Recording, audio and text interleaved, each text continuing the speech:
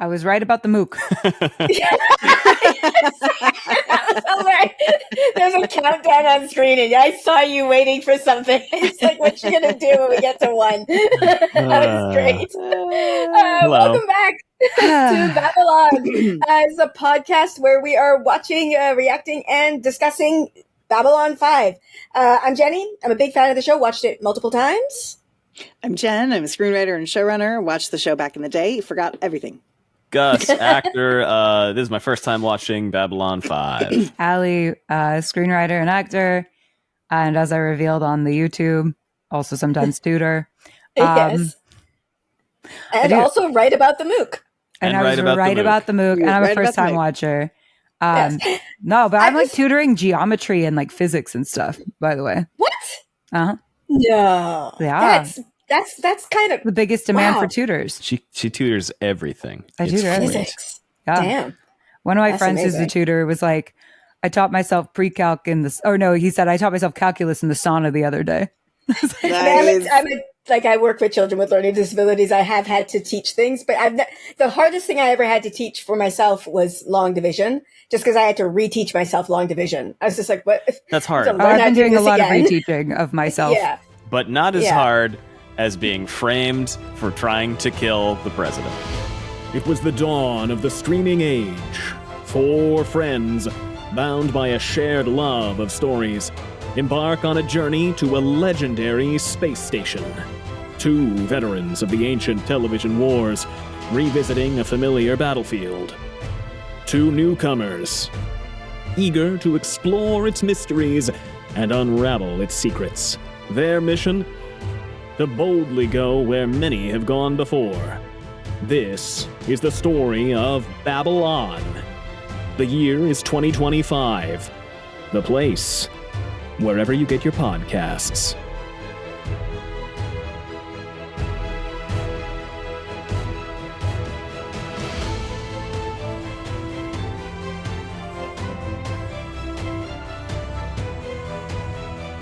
Yes, there we go. Like how we always bring it back. Before we actually get into it, I just realized we kept using the word mook, and I know exactly what you meant, but what is a mook? It's a goon. I looked it up. Literally, I looked it up while we were recording because I was like, oops, is mook, is there something we shouldn't be Is there saying? a slur? Yeah, I was like... Legitimately? I was literally worried. Gus and I have done that a few times on the podcast where we're like, there's a word.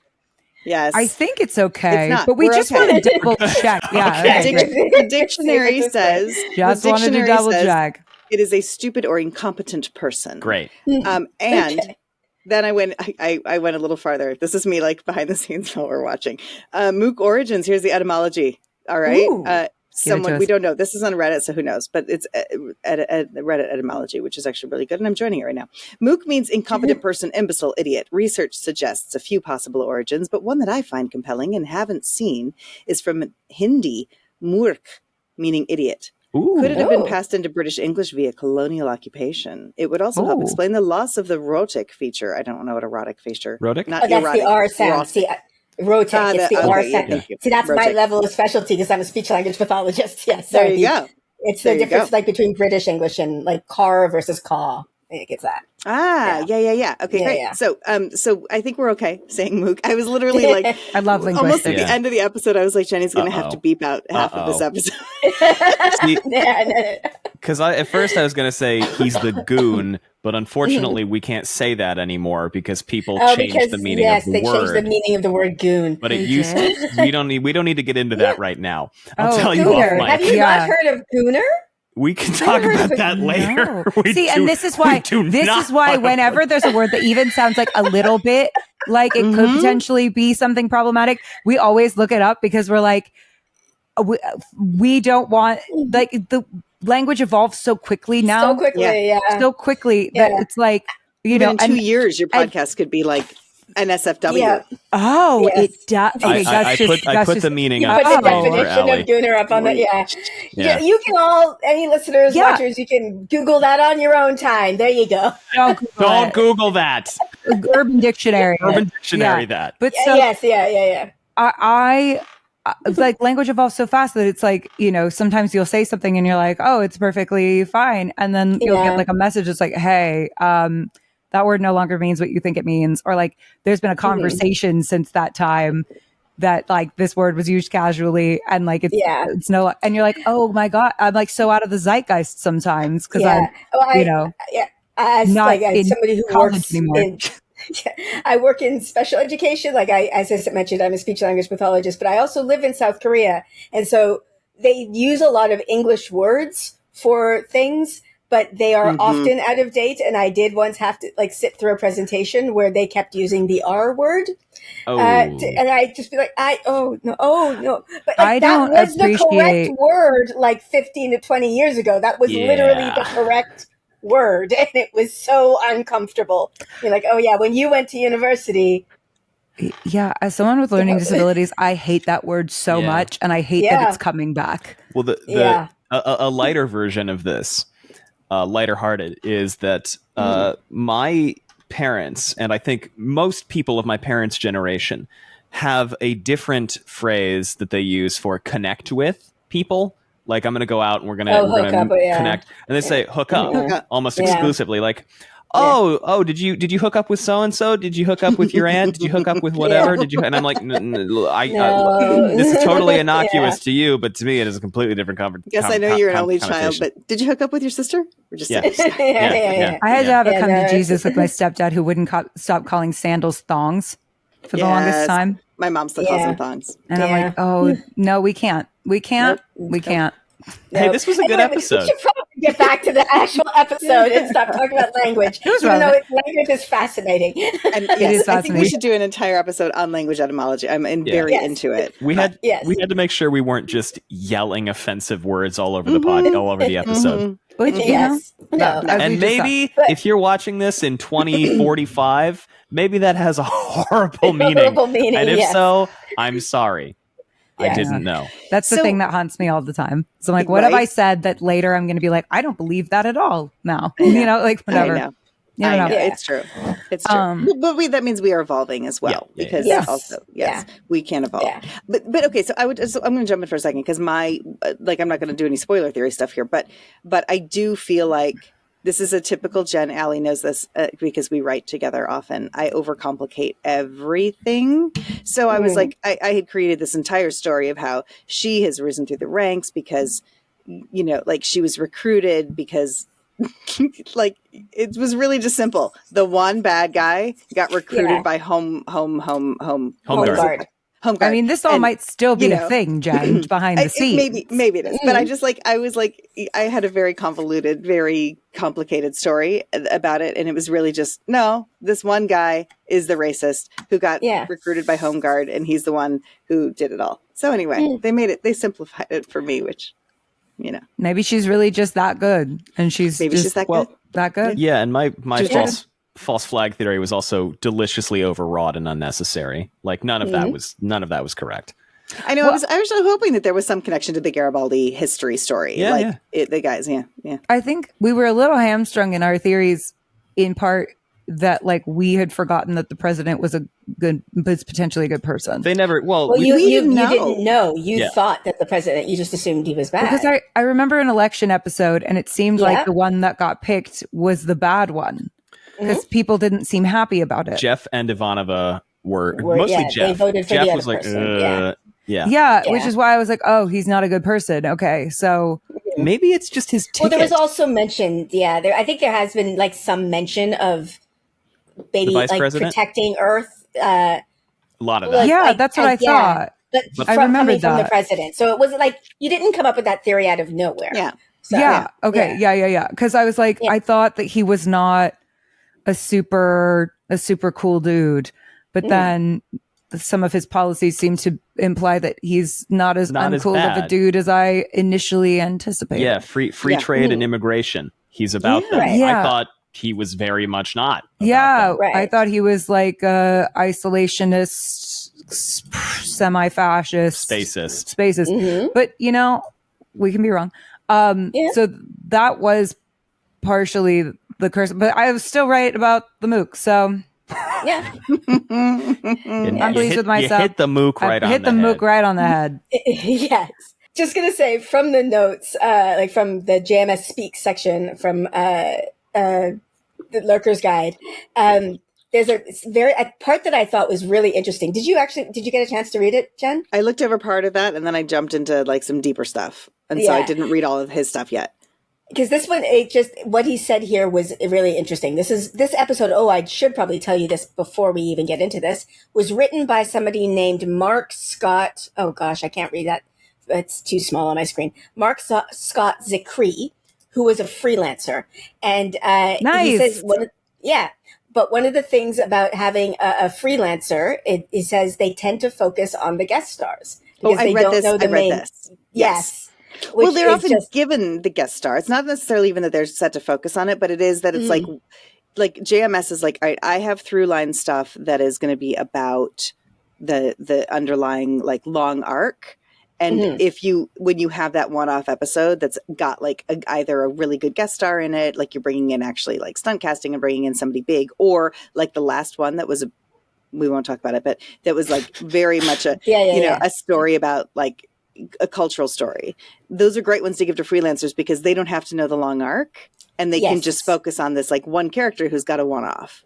Yes, I did read the thing that so sorry, Jenny, go back to the JMS thing because I did read this. This is great. Also, I'm just trying to find the actual quote. Speaking as a freelancer, speaking as someone who's freelanced for stuff before, there's also a little part of you that's like, maybe I'll like create a guest character that becomes like important and like that people really like, and then like, so you get really excited about creating a character because you're like, if I do a really good job, maybe they'll bring them back. Yes. Right. And like I've made an impact on the show. Exactly. And then maybe they'll hire me for longer. When I freelanced I came in at the end of season 5 of My Little Pony and I freelanced an episode and I was like, I'm going to create a sport like Quidditch that is going to be played at PonyCons all around the world. I don't know if anybody's ever played it, but I did create a whole sport and a whole story behind the sport and like the rules of the game and how it's played. That's really amazing. It's called Buckball, and the episode is Buckball season. Actually, it's the end of season 6, not season 5. And in case anybody wants to go see, it's a fun sport, and I can describe it. And I actually wrote an entire song that describes exactly how the game is played. That's fucking hilarious and did not make the final cut. So if you'd like me to sing you the Buckball song at some point, I will. Okay. It's always brutal what doesn't make the final cut. And you're like, but that was gold. I have the JMS quote right here, Jenny. Oh, I found it. But yeah, go ahead. Great. You got it. Well, he says, for scripts that are given to other writers, do you find, someone asked him this, do you find you do much, if any, mental picturing of the episode? If so, how does that affect the writing process between you and the other writer? And he says, sometimes your characters don't actually sound right. They don't always behave consistently. There's a bit of backstory that contradict what's been established, so that has to get fixed. So it's like seeing a distorted picture, and your job is to bring it closer into focus.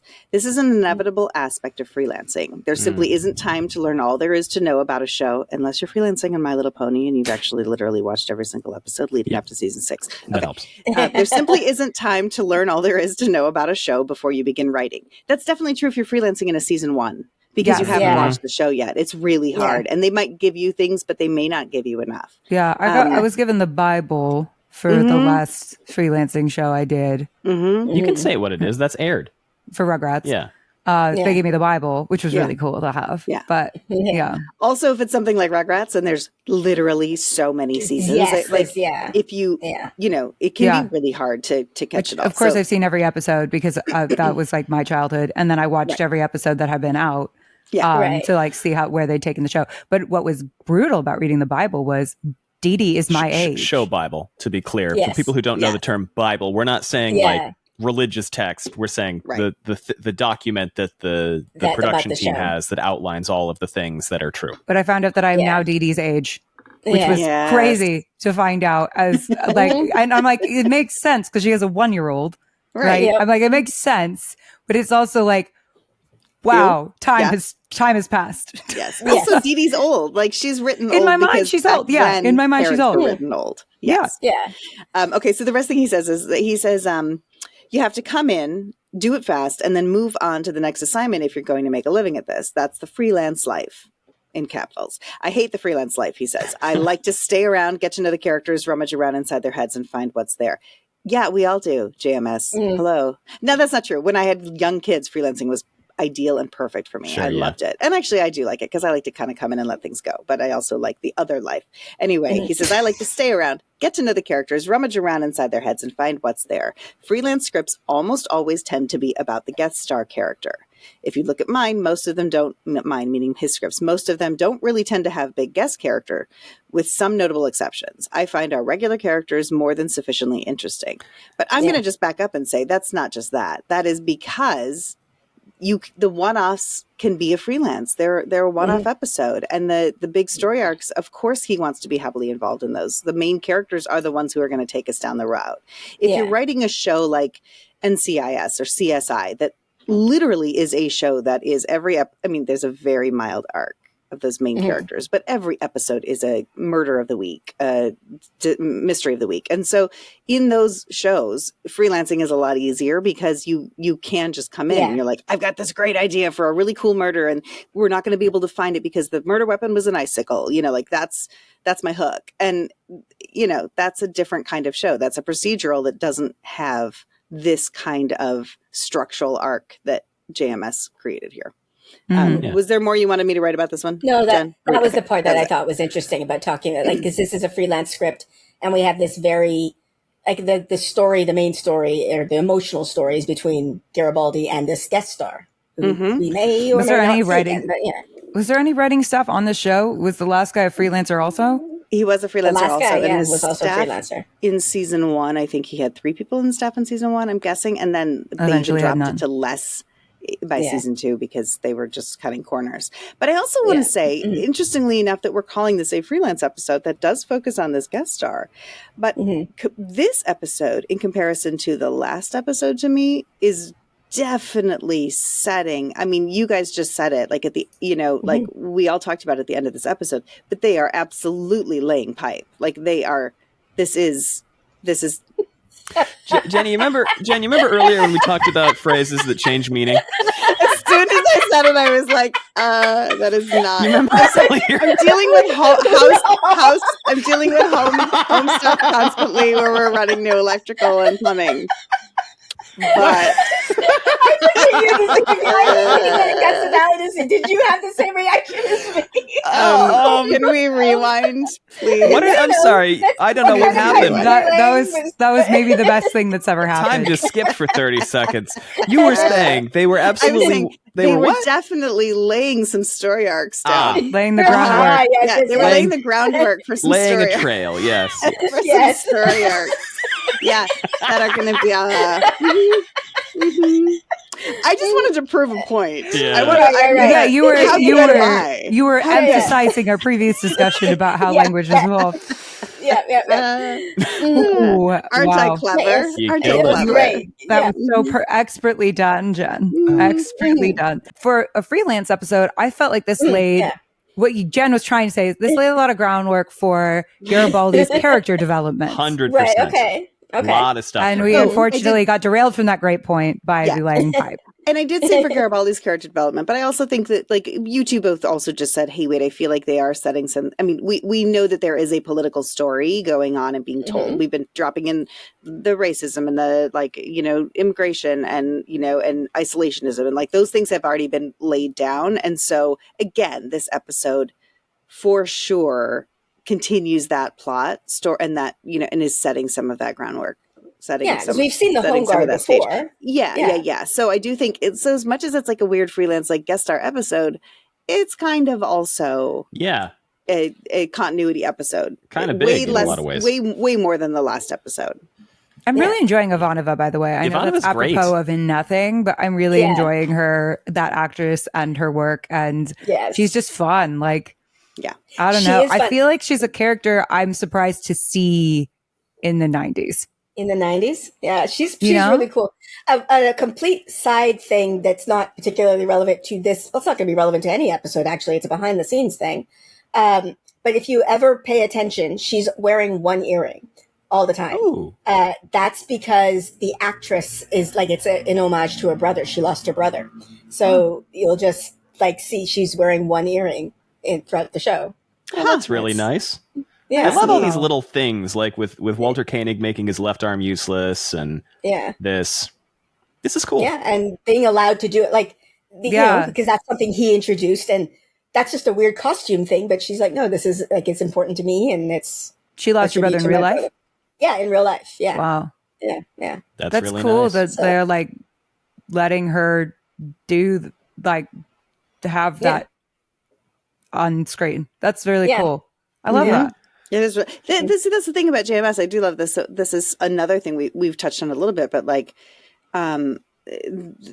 his casting and his treatment of the actors was so progressive for the 90s as well. Yeah, it seems like it. Let's cast actors who have these things. Let's cast actors who, you know, like actually fit these characters. Let's not just cast a person and pretend that they are this thing. And like, and respecting an actors and being able to work it into the stories or not, or just like let it happen. Those weren't done. That wasn't done in the 90s. Actors were not respected in that way. Well, and you said that most of the Centauri women are actually bald. Yeah, I don't know how. I could not tell you the percentage, many. But I know some of them. Yeah, he made an effort. Yes. Well, that's awesome. It wasn't him, because somebody like did reply to him in like his thing. Like, that was so progressive of you. Like, I was not in charge of casting. Like, that was a thing that was done. The team. The team. Yeah. But that, you know, it means that he fostered that in his team. So. Yeah, it's cool that the team felt like they had the ability to make the effort. That's really cool. Yeah. So I just looked it up because I wanted to make sure I had the details right. It was because of her older brother, Patrick, who was killed by a drunk driver when she was 8 years old. Oh, geez. That's so devastating. Yeah. So, what a beautiful tribute. I feel like there's this interesting thing to me that like, it feels like a lot of the time sci-fi and fantasy shows are able to be more progressive than the I think we mentioned this before. Yeah, I think we have mentioned it, but I think it stays relevant.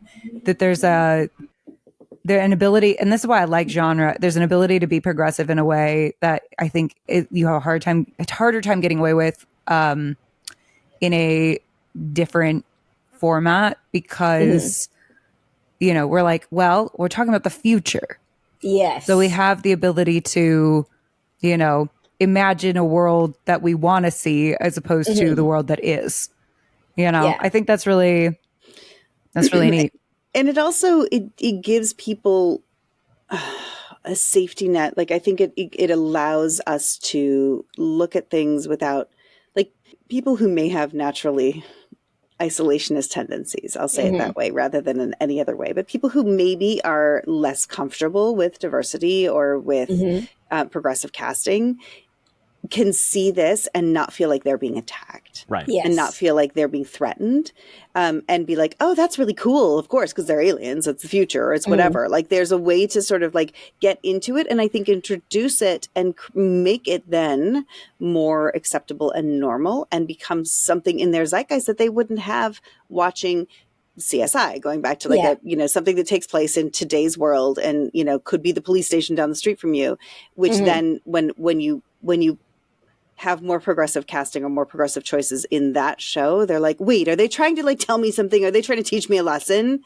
And again, they get so mad about being taught a lesson. They get so angry. Yeah, and it's just, or because it feels like it's a reflection on their belief system, when it feels like they're being called out. They're being called out, and I think that it's a really nice way to allow people to like not feel worried or threatened by it, and then open their world in a softer way, in a gentler way. That's good art. That's what good art does. Helps you see other perspectives and maybe tricks you into doing it sometimes. But this is really good. This was really good. Any thoughts on like the Garibaldi, the I guess love the lore. We talked about the conspiracy. Love the Garibaldi lore. Love the backstory. Love how much we're getting to know him. Because he's funny. He's usually been really just like, it's Garibaldi. He's here. He's going to be like, what are you going to do about that, Jeff? Yeah. But this time it was like, he's a tragic figure. He's got a tortured past. He's a recovering alcoholic. You know, he's gone through a lot. And I mean, in spite of what we say earlier about freelance episodes primarily guest starring. Mm-hmm. I think With Infection focused more on Cockroach Vader with an arm cannon than this focused on Liana and Cutter. What's his name? Yeah, I felt like this was more, this was in service of Garibaldi, fleshing out Garibaldi's character. Yes. I felt like also, I'm thinking that the alone stuff, like doing things alone, may be a running thing for him, which I like. I like that we have a character. I like that we have characters who are good people who struggle with addiction. Yeah. I think that's really important. Can I chime in on the alone thing? Because this is now something that he and Jeff kind of have in common.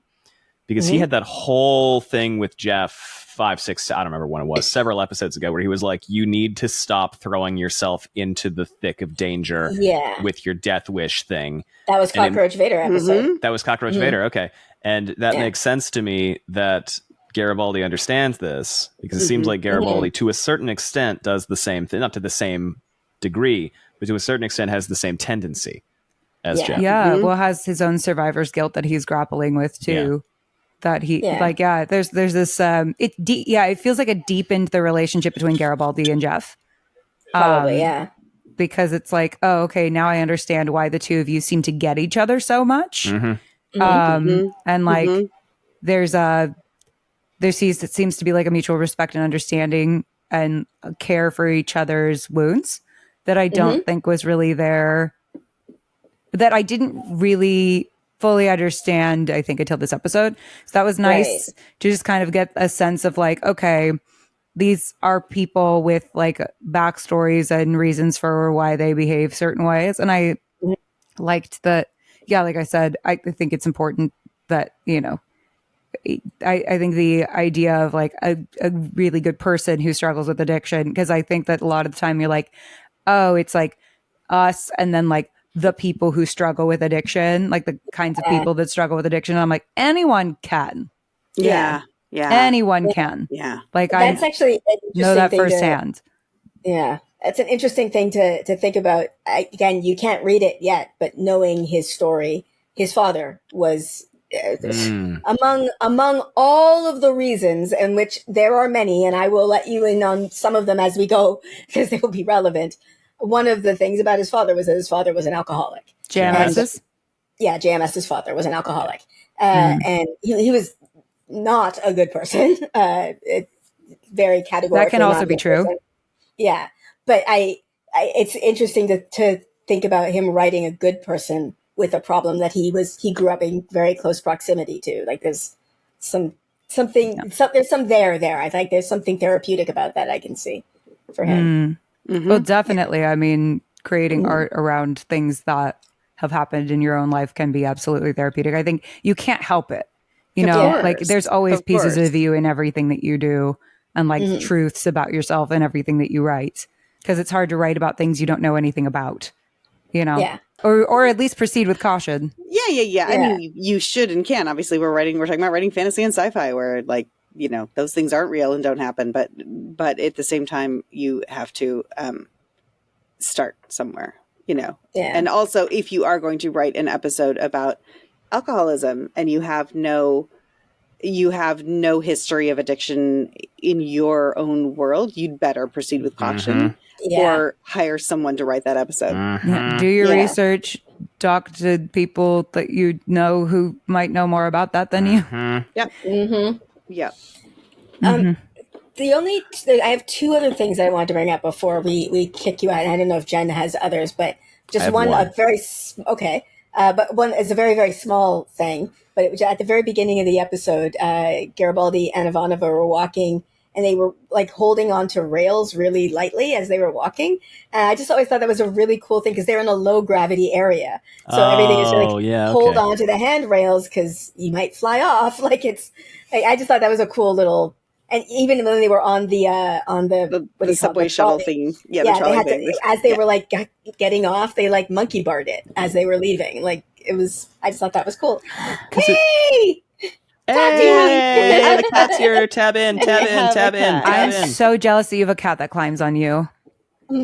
Mine does not do that. Mine do not do that. They do not like to be held. No. She is so snuggly, like needy snuggly.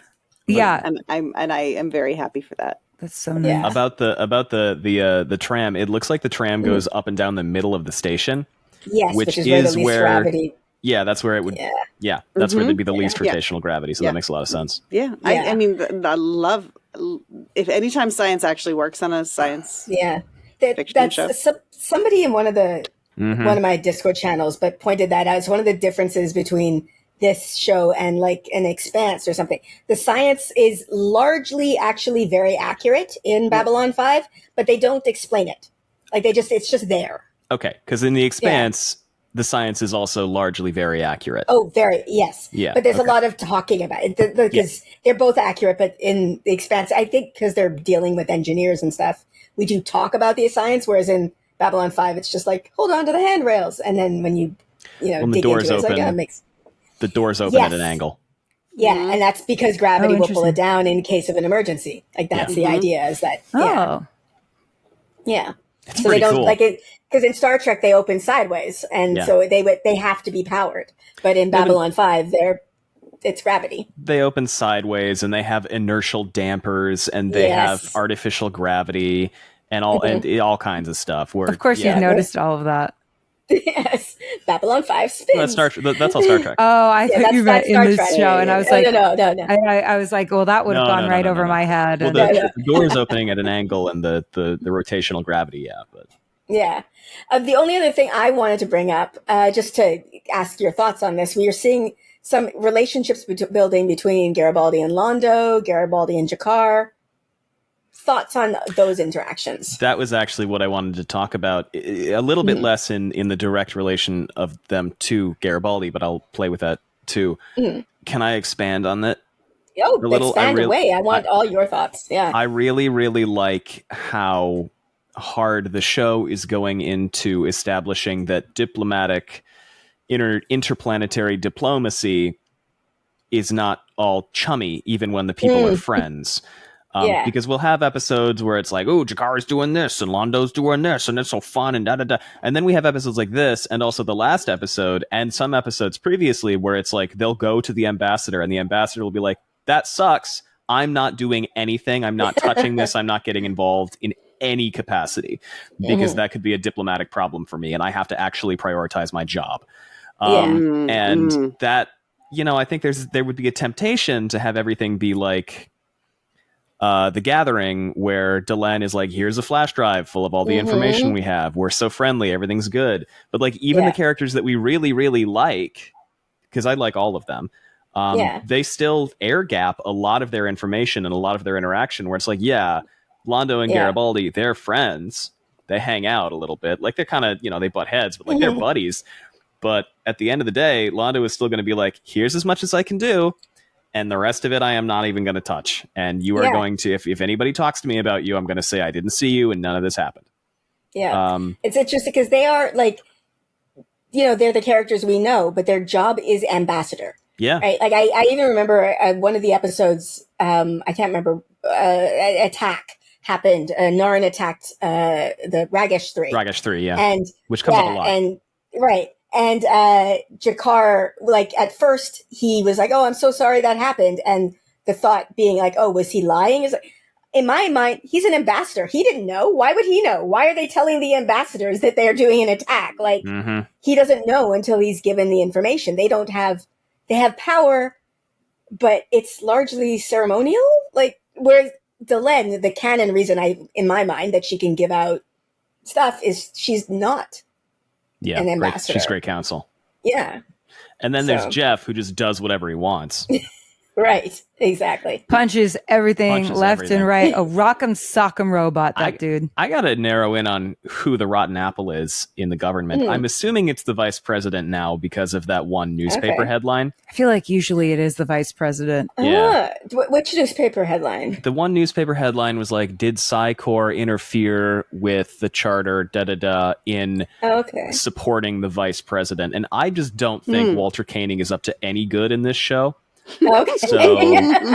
So I'm assuming that there's something with the vice president and by the way, we didn't see Santiago. We still haven't seen him. He was a voiceover role. He was a voiceover. And also, I think that's the only time the vice president has been mentioned was that Psychor thing. Yeah, or the discussion of that, I think. Is that right? Yeah. I'm grasping at straws. I was going to say that you do understand I don't think anybody would have seen that in the 90s. I know, but he still put it in there. That's true. He still put it in there, and he seems like the kind of guy who would be like, oh, this would be happening in the background right now. It doesn't matter yet, but it won't hurt if somebody is able to read this. Okay. I feel like maybe they're never going to come up People have been able to really read it on their TVs back then? No, it was all interlaced. So I mean, it was, like even if you recorded it on a VCR and paused it, it would have been difficult to read. Yeah. But I mean, you are right. They were real headlines. Like it wasn't, they were real in-world headlines. So. Yeah. Which is interesting. Yeah. Mm-hmm. Well, they also, I mean, JMS knows his audience too. I mean, this is, this was, even though it was the 90s and you couldn't. He knows that we're nerds. Yeah. Like we're the people who are going to do that. Who are going to pause it and look at it. Yeah. So he's not messing around. He knows his intended audience is Gus. Yes, that's true. That is true. Did you have any further thoughts? Jen, do you have any other thoughts for the Zocalo? Or Gus, do you have anything else you want to, or Allie, anything else you want to talk about? I just think it's interesting. Like, I feel like Lando and Garibaldi have been having a few conversations where it's like, are we friends? Or do we hate each other? They're frenemies, and it's kind of cute. I do have one more thank you. That's triggered my other thing, which was I loved the trope, because you know what, tropes are there for a reason. I don't mind them. I loved the tropey element of I'm going to go to Lando because it was Centauri ducats. Lando's going to point to Jakar. That was really fun. And it was like we all knew that it wasn't Lando and it wasn't Jakar, but I still loved following that thread and that path and following that trope. But I also thought those were my two favorite Lando and Jakar independent conversations, and triggered by Garibaldi, and Garibaldi's relationship with both of them in those moments was really wonderful and very real. And they were like, I love Lando being like, I get where you're at. I get it. And and those performances of the two of them in those moments were like the writing and the performances. So again, like this being a freelance episode, but I feel like it was very heavily story edited by JMS. Yeah. Yes. One of my favorite lines is a JMS edition that, what's it? We are powered by, what did he say? I wrote it down. Energy, matter, and enlightened self-interest. Yes. That was a JMS addition to the script. And I just Three forces of the universe, I think it was. Yes. See, that's the stuff. I know that I bag on JMS for dialogue because he has these, like, he is this like night and day for me. He has these gems that are just like delicious. And then when he puts those in, I'm like, this is some of the most amazing writing I've ever seen, which is why people love his writing and are obsessed with his writing. And then when he has to write something like, I'm going to go get the thing, I want to shoot somebody. Like, let somebody else write I'm going to go get the thing. Just you focus on the important shit and give someone else the fluff because you do not write fluff. His theses are incredible. Well, I guess I'll just stay here on the bridge and, I don't know, braid my hair and do embroidery. Your favorite line. Vorlon, the God is a con man compared to the Vorlon. And Jen is smashing stuff. I was smashing stuff. If you'd seen, I would just like ripped everything off my desk. Listen, he's writing a lot of episodes. It can't all be gold. Busy man. It can't all be gold. Apparently, not every episode in season 1, but we'll see where we go from here. And we'll see. You didn't write this one, so didn't write this one. It's true. But I think that if we don't have any further thoughts, I think it's time to kick you out. Goodbye. Bye. Okay. We'll see you in a minute. I'll send a message in Discord, I guess, when we. I'm timing this. I will know exactly how long break counts exactly because we have to this time. Yeah. We're gonna be speculating wildly. I only ever speculate. Bye. Bye. Ah, my friends! You have reached the most dangerous part of our journey. The Grey Council. Here we speak of things that must not be spoken. Secrets, betrayals, spoilers. If you are not ready, turn back now. But if you dare to proceed, I promise you it will be magnificent. Oh, Mr. Garibaldi! Okay. Oh my god. Sorry. I literally have in my notes about that headline. I did not think that Gus would have remembered that headline. Oh, he does. And he nailed the vice president of it all. And I was like, totally did. So, here was me going, like, so I have to go back to where I started with this theory. And then I was like, oh shit, this gives too much away. I can't say it. Yeah. Because I was like, not remembering everything.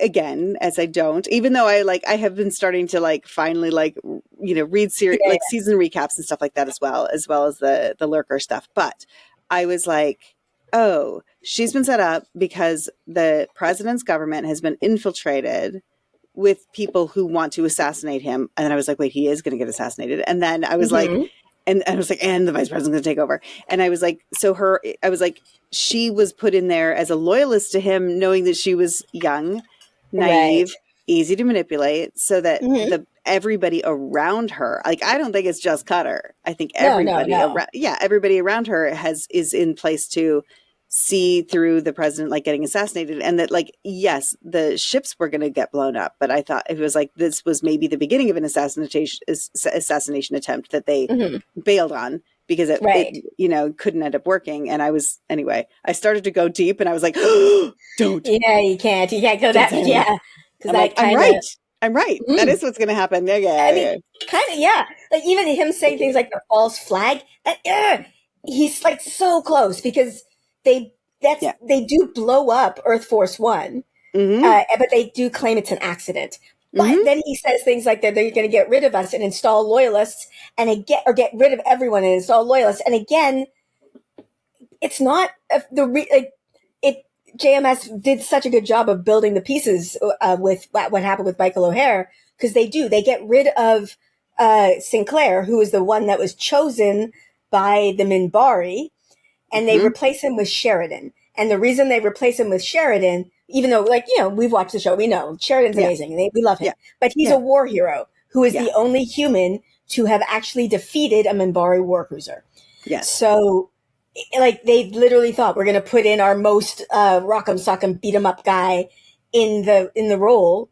Like, they did that. That's exactly what he said, and that's what they did. So, yeah, I know. They're going to see it all. They're going to see it all before we get there. Yeah, it worked so well. This theory works so well.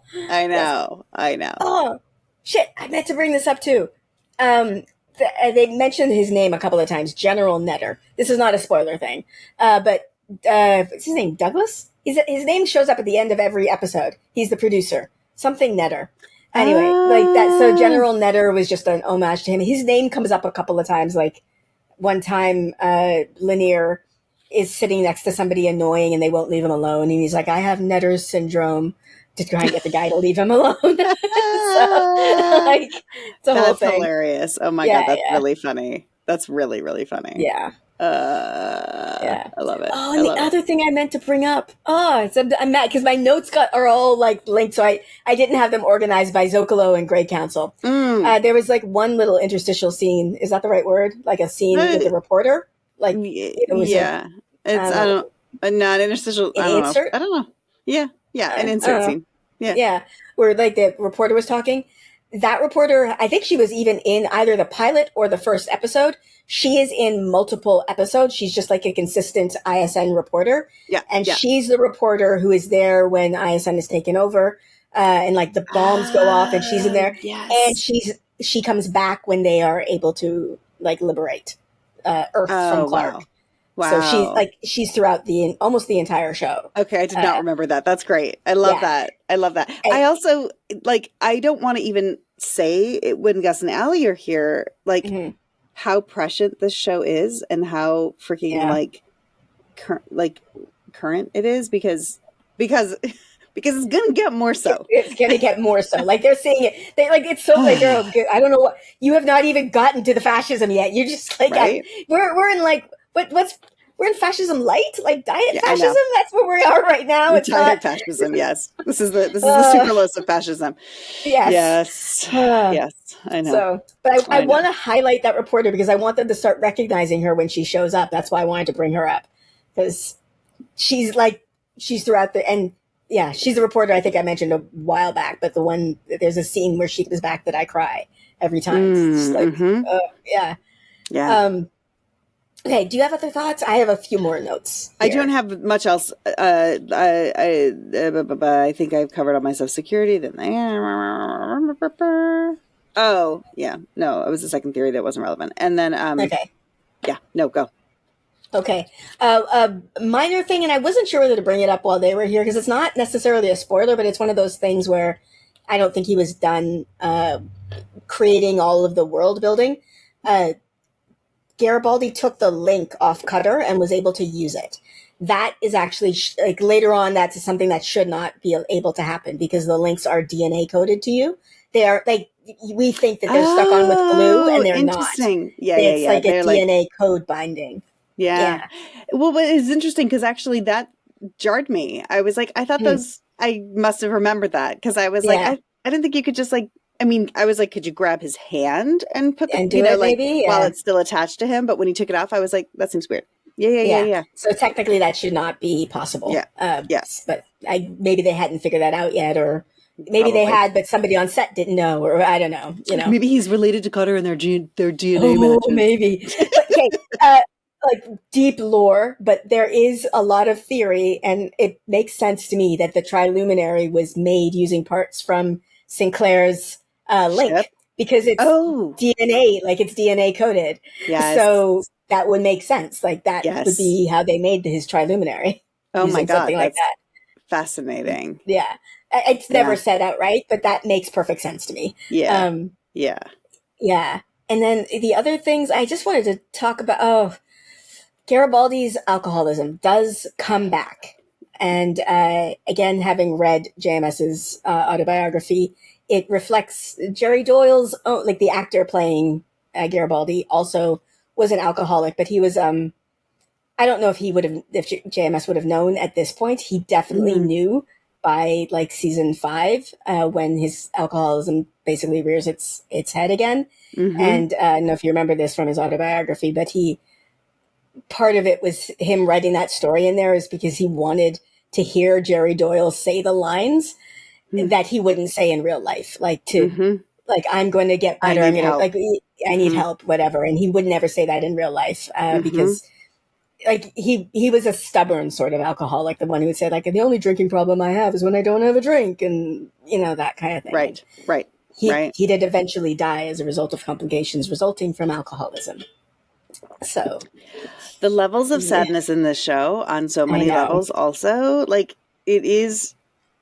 not only is it prescient for today's world, it's also like the characters' arcs. I mean, the characters are so well cast because they are, I mean, and also like the beginning of watching Michael O'Hare go through the like not knowing if he's in reality or not. I mean, oh God, there's just a lot of like, yes, life imitating art, imitating life, imitating art. Yes, I sent you a while back. I have to go back through our private chat, a tweet or something that he posted where there was a couple of times that like, the one with Jerry Doyle, that he was writing that on purpose, like by season 5. I don't know if at this point he was, but he definitely was by season 5.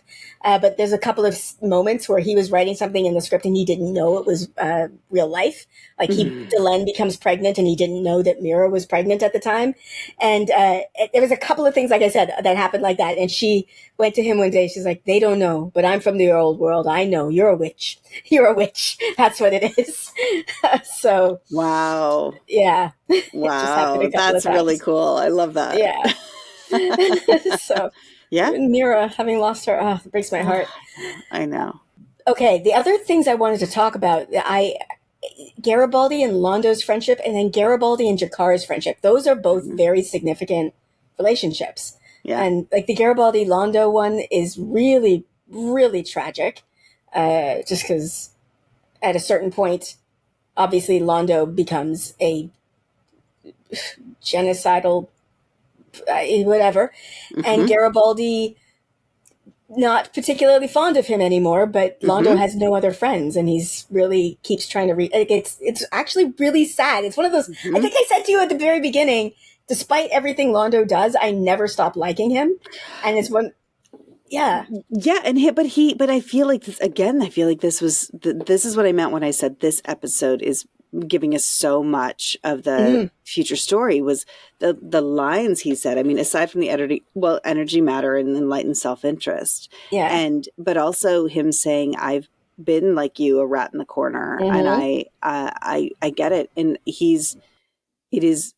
it's not a save the cat moment, but it's a little bit of a save the cat moment. He's like, a little bit. I'm going to help you right now because I know what it's like to be in your shoes. And in a way, then when he is back in that place later and making really hard decisions, it doesn't give us sympathy exactly for it, but it also is like, this is where he came from and this is why he's behaving this way. And it's, yeah.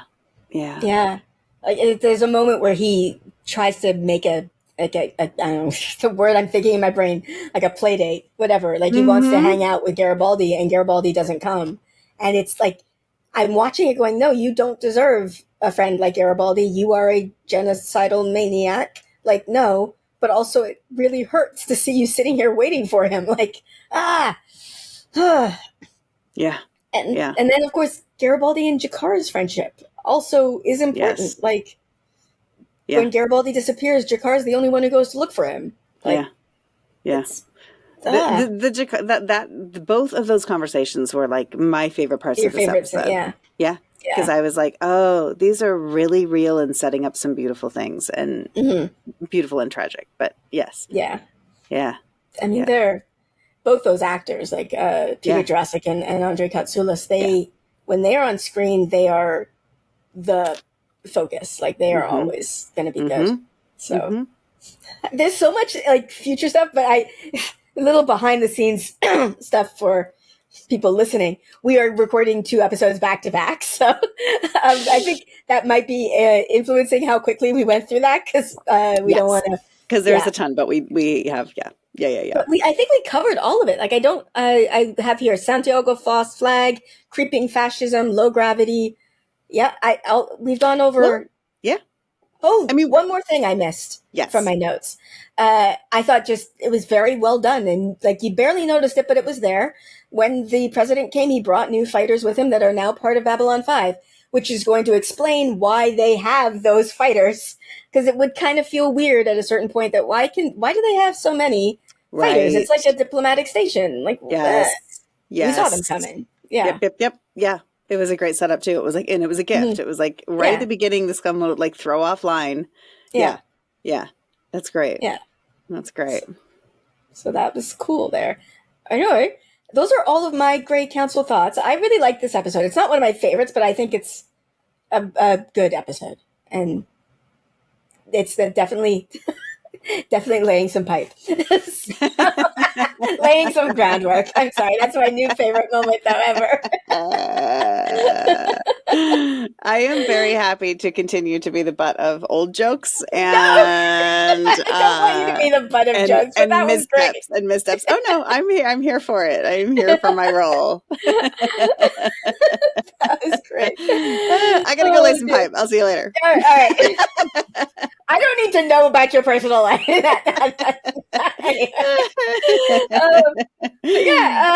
If you enjoyed this episode, you can always check out our reaction, which is linked in the description below. You can find us on YouTube and blah, blah, blah. What else do I say here? Oh, Patreon. You can see it, an unedited version of our reaction up on Patreon and get early access to stuff like that. I can't remember what else I say, but like and subscribe and all of that stuff. And Babble On. You know what part of it is I'm realizing? See, I have like an outro from the videos I do on my own channel, and nobody's watching, so I just do it. But doing it with some of the audience, even though it's like I know you are not judging me, but it's embarrassing. Judging so hard. I get it. I know. Here, I'll do this. I'll be like, okay. Ooh, there we go. Okay. yeah. All right, everybody. Now I can do it. All right. Like, subscribe. Find us all over the place where we get your podcasts, rate, review, and Babble On. Babble On.